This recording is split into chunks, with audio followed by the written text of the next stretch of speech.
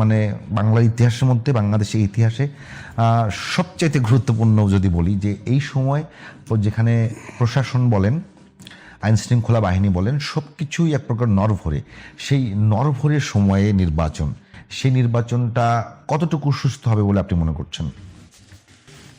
ধন্যবাদ আপনাকে এবং গাজী টিভির, জি টিভির দর্শক শ্রোতা সবাইকে।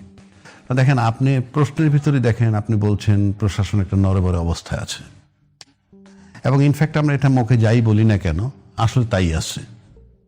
এখন যারা নির্বাচনে জোরালোভাবে বিশ্বাস করে যে আমরা নির্বাচনটা হলেই ক্ষমতায় চলে যাব, এরকম ধারণা যাদের আছে, বিশেষ করে আমি বলবো বিএনপির এরকম ধারণা আছে, আমার কাছে মনে হয় জামাত সেই ধরনের আশা করতে পারে। বিএনপি তো দীর্ঘদিন থেকে মানে সেরকমই আছে, সেইটাই। তারপরে আমার অতীত যে জরিপ আছে, সেই জরিপের রেজাল্টটা তাদের সামনে আছে যে তাদের 30-35% ভোটার আছে।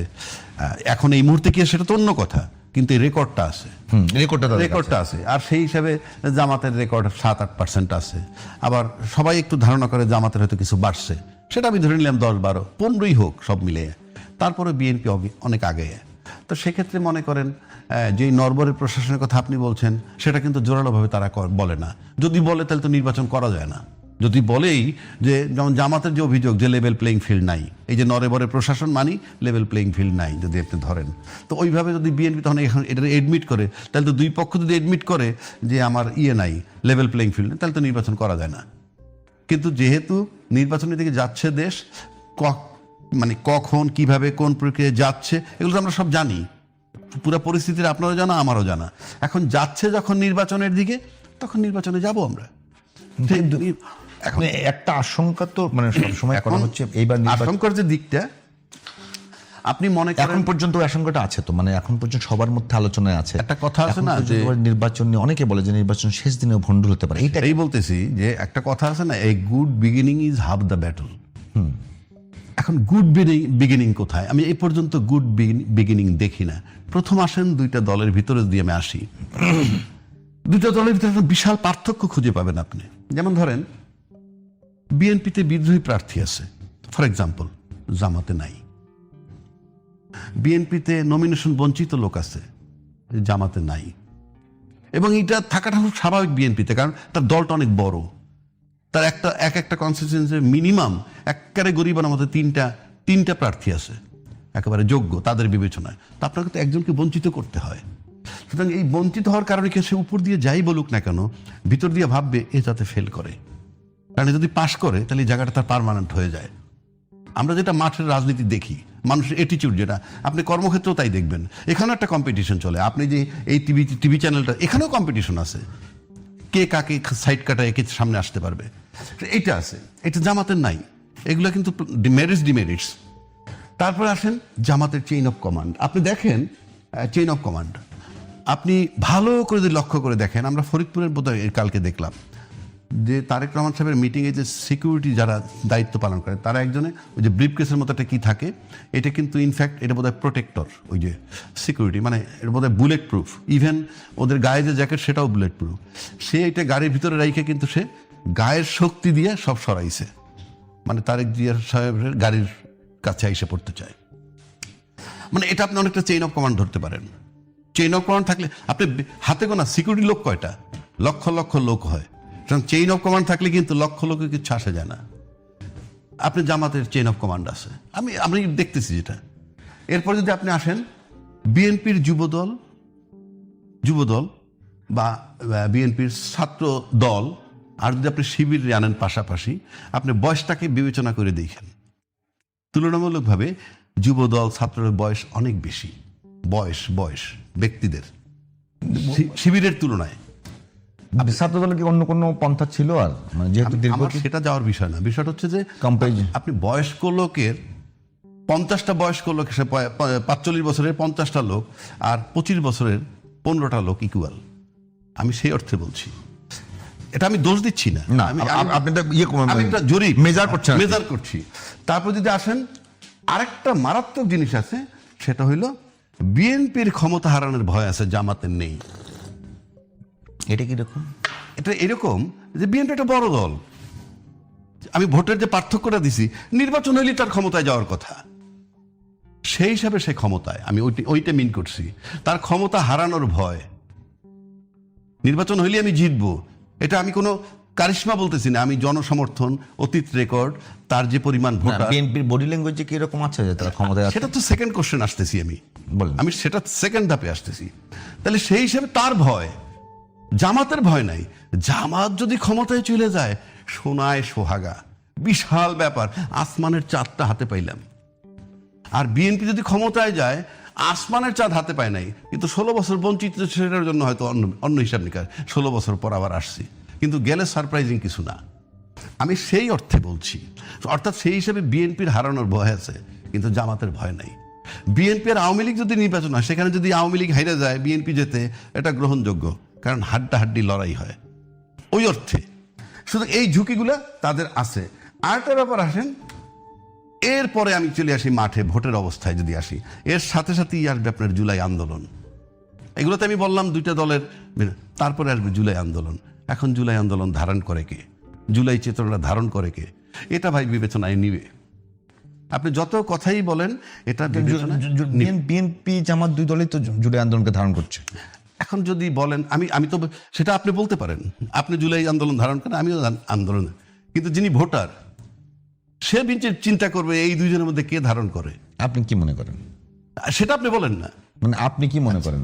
আমি যদি মনে করি, আপনি আমাকে বলেন।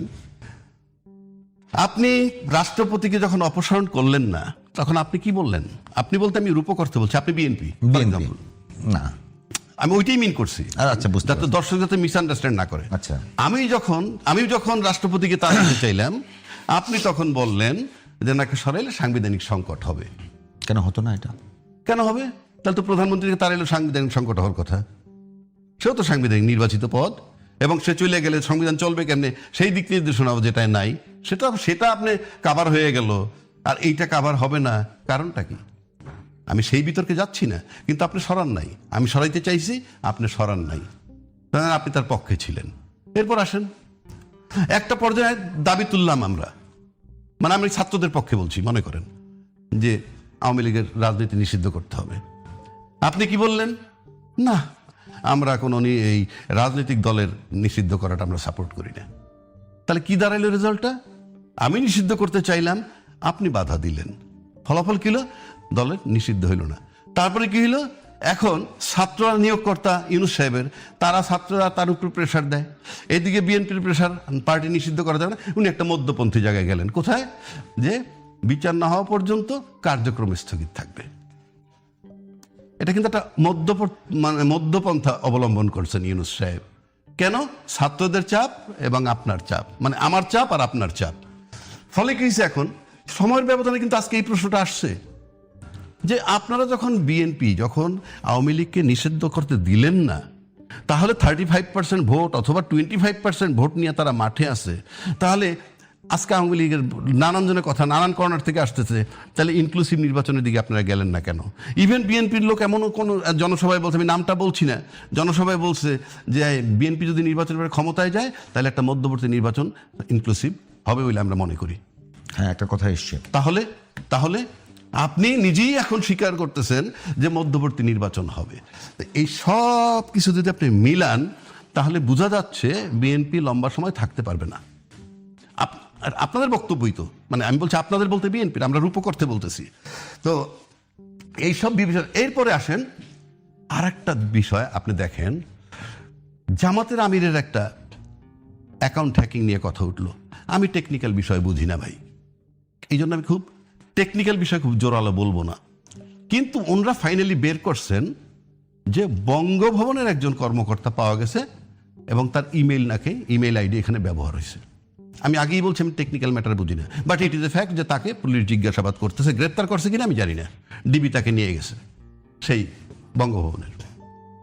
এটা একটা বিরাট ডিমেরিটস, মানে সামনে নির্বাচন, সেই নির্বাচনে আইডি হ্যাকিংয়ে বঙ্গভবনের একজন কর্মকর্তা ইনভলভ হয়, যারা যেই বঙ্গভবনের রাষ্ট্রপতিকে আওয়ামী শক্তির পক্ষের শক্তি এবং জামাতকে আওয়ামী বিরোধী শক্তি, জামাতকে ডিসলাইক করে রাজাকার হিসাবে আওয়ামী লীগ বা বিএনপি যাদের কথাই বলেন।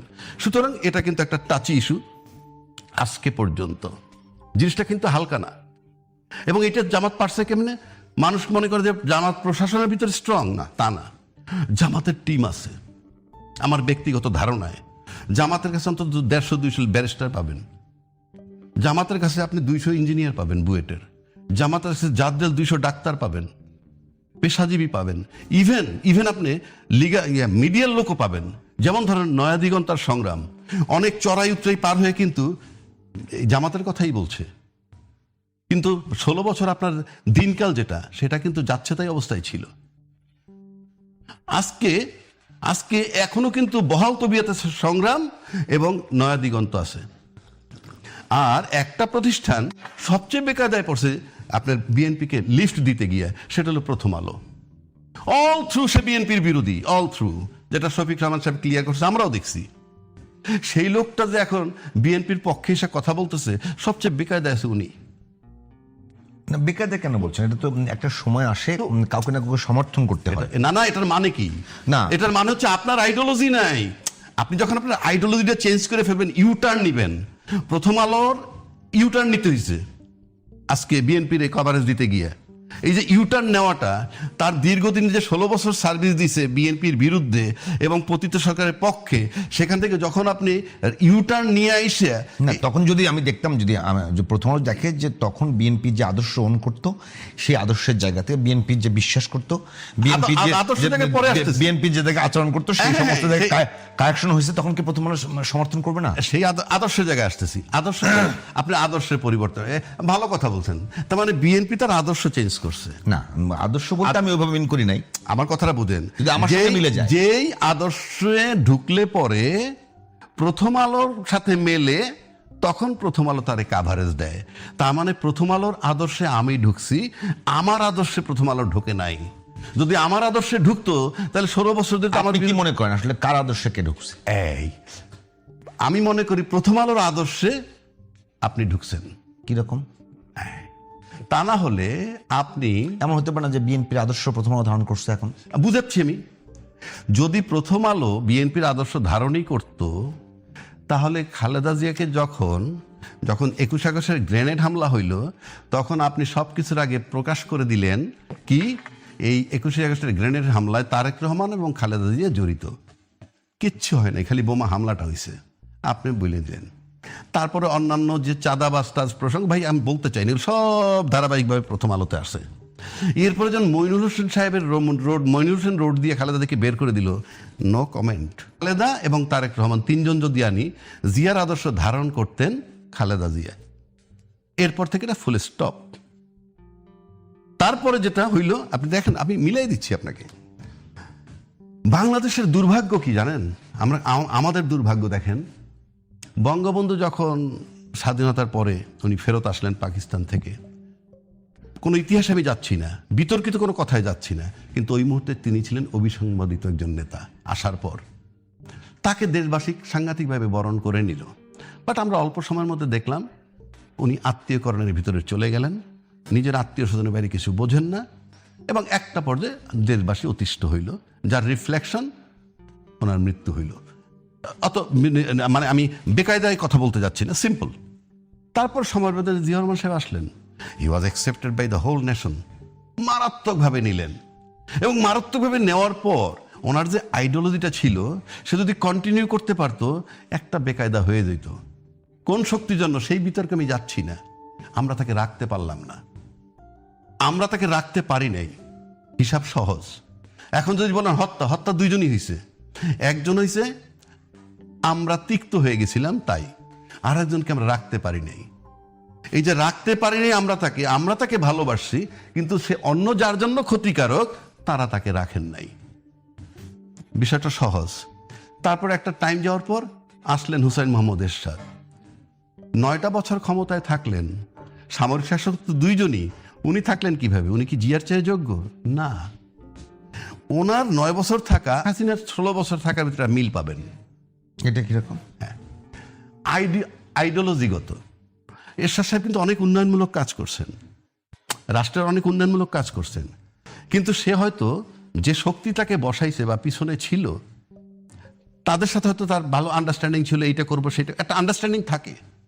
সেটা হয়তো একসময় সে যে শান্তিপূর্ণভাবে 7-8 বছর পার করার পর যখন দেখলো যে না, যে পরিমাণ বিপু প্রত্যাশা করতেছিল সেটা পাচ্ছে না, তখন তার বিরুদ্ধে কিন্তু আন্দোলন গড়ে উঠলো এবং অভ্যুত্থান হয়ে গেল। খালেদা জিয়া ক্ষমতায় আসলেন। বেগম খালেদা জিয়া আসার পর বেগম জিয়ার গায়ের থেকে গন্ধ পাওয়া যাচ্ছে জিয়াউর রহমানের, মানে আমি বলছি গুণগত, রাজনৈতিকভাবে সব দিক থেকে আদর্শ তার গন্ধ পাওয়া যাচ্ছে। তার গন্ধ যখন পাওয়া যাচ্ছে তখন আপনি মনে করেন এই দেশে প্রথম থেকে তার বিরুদ্ধে কথাবার্তা উঠে নাই, এই আন্দোলন সেই আন্দোলন বিভিন্ন বিষয় আসছে। আসার পর 96 যখন আসলো তখন একটা ইস্যু বানানো হইলো, আসলো একটা ইস্যু তত্ত্বাবধায়ক সরকার। সেখান থেকে নতুন সরকার এসে গেল। তত্ত্বাবধায়ক সরকারের পর আসলো প্রথম শেখ হাসিনা 2001 থেকে, আবার 2001 না 96 থেকে। 96-র পরে আবার চলে আসলো খালেদা জিয়া। তখন দেখলো যে না, তো গভর্নমেন্ট খালি অল্টারনেটিভ হবে কেন, মানুষ 5 বছর পর পর অতিষ্ঠ হয়ে যায়। অতিষ্ঠ হয়ে গেলে সেকেন্ড অপশন কি থাকে, এইবার আপনি আমারে মাইট দিছেন, মারছেন বলে আমি ভোট, আপনি মারছেন জনগণরে, ভোট আমারে দিছে, আবার আমি জনগণরে মারলাম, ভোট আপনাকে দিছে। এই যে অল্টারনেটিভ হইতে গেলে লক্ষ্যে পৌঁছানো যায় না, যেখানে আওয়ামী লীগ যে লক্ষ্যে পৌঁছাইতে চাইছিল, তখন আবার আওয়ামী লীগ মনে করলো যে না, তত্ত্বাবধায়ক সরকারটা বাদ দিয়ে দরকার, এবং বাদ দিয়ে কিন্তু সে লম্বা সময় ক্ষমতায় থাকলো। এই যে লম্বা সময় যে সে ক্ষমতায় থাকলো আর এরশাদ 9 বছর থাকলো, এর ভিতরে একটা মিল পাওয়া যায়। বেগম খালেদা দিয়ে কিন্তু যেহেতু জিয়ার আদর্শ লালন করতো, সে একটা সময়ে যাওয়ার পর ওই তত্ত্বাবধায়ক সরকারটা বাতিল করে তাকে কিন্তু আর ক্ষমতায় যাইতে দেওয়া হয় নাই। কারণ যে আদর্শটা দেশবাসীর জন্য প্রয়োজন, যে আদর্শটা জিয়ার যে আদর্শটা দেশবাসীর জন্য প্রয়োজন, সেইটা লালন করতেছিল খালেদা জিয়া। কিন্তু একটা সময় খালেদা জিয়া যখন আউট হয়ে গেলেন বা আউট করা হইলো, যেভাবেই যাক, তারপর বেঁচে ছিলেন দীর্ঘদিন, ক্ষমতায় কিন্তু যান নাই। এরশাদ সাহেব যখন আউট হয়ে গেলেন সেই 1991 সালে না, 90 ডিসেম্বরে 91 থেকে মারা গেলেন 2009-এ। মোটামুটি অনেক লম্বা সময় জীবিত ছিলেন, ক্ষমতায় কিন্তু আর যেতে পারেন নাই। তার মানে ক্ষমতায় লম্বা সময় থাকতে হলে আওয়ামী লীগের গুণে গুণান্বিত হইতে হবে, এবং সেই আওয়ামী লীগের গুণে যিনি গুণান্বিত হবেন তিনিই কাভারেজ পাবেন প্রথম আলোর। আজকে বিএনপি যে প্রথম আলোর কাভারেজ পাচ্ছে, হয়তো প্রথম আলো মনে করতেছে আওয়ামী লীগের গুণে গুণান্বিত হতে যাচ্ছে আজকের এই বিএনপি, তাই প্রথম আলোর কাভারেজ তিনি পাচ্ছেন। আচ্ছা, ধন্যবাদ।